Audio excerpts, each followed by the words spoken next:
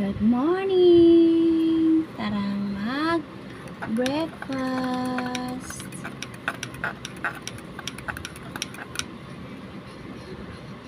Coffee with oats.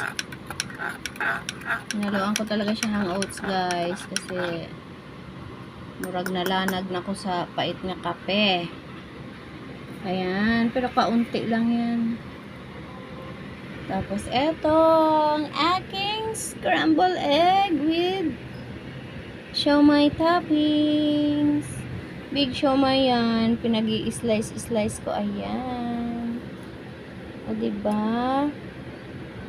Ayan. Kung bakit ganyan ang itsura ng luto ko, guys. Because of the soy sauce. Ayan. Alam niyo guys, ang paborito ko sa siomai ay yung balat. Paborito ko rin guys ang pansit molo. One of this day, magluluto ako ng pansit molo.